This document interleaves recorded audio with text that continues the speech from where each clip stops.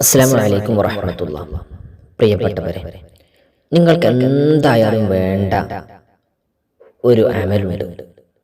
ഇതിൻ്റെ നേട്ടം നിങ്ങളൊന്ന് കേട്ടു നോക്ക്.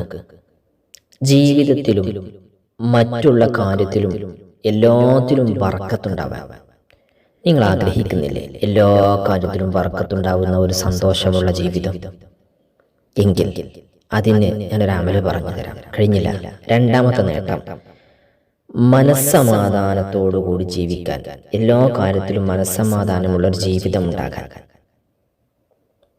മൂന്നാമത്തെ ഒരു നേട്ടം കൂടി ഞാൻ പറയട്ടെ, കുടുംബബന്ധം നിലനിൽക്കാൻ. ആരാ ആഗ്രഹിക്കാത്തത്? എല്ലാവർക്കും സന്തോഷത്തോടു കൂടിയുള്ള കുടുംബബന്ധം നിലനിൽക്കണം.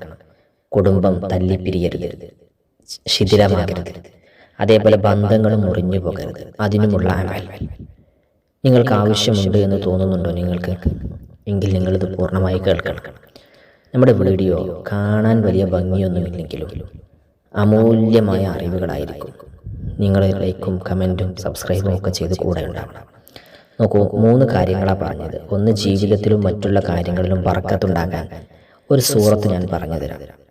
ആ സൂറത്ത് എല്ലാ കാര്യത്തിലും ബർക്കത്തുണ്ടാവാനുള്ള സൂറത്താണ്. സൂറത്തുർ റഹ്മാൻ. അർ-റഹ്മാൻ അല്ലമൽ ഖുർആൻ എന്ന് തുടങ്ങുന്ന സൂറത്തുർ റഹ്മാൻ. അറിയില്ല നിങ്ങൾക്ക്?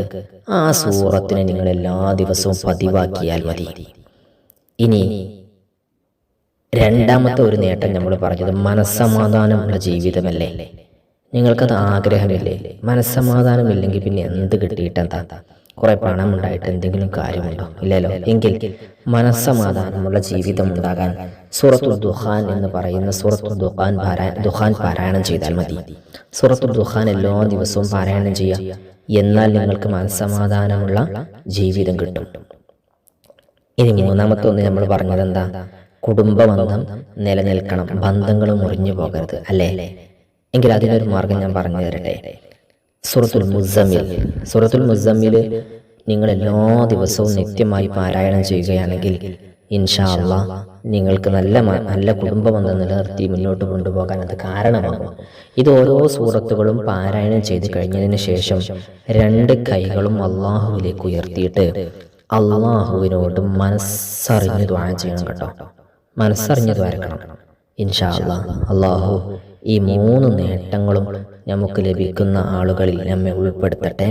ഒരുപാട് ആളുകൾ കമൻറ്റിലൂടെ പല വിഷമം പറഞ്ഞ് ദുആ ചെയ്യാൻ പറഞ്ഞിട്ടുണ്ട്. അള്ളാഹു അവരുടെ ഉദ്ദേശങ്ങൾ പൂർത്തിയാക്കട്ടെ. അസ്സലാമു അലൈക്കും വറഹ്മത്തുള്ളാഹി.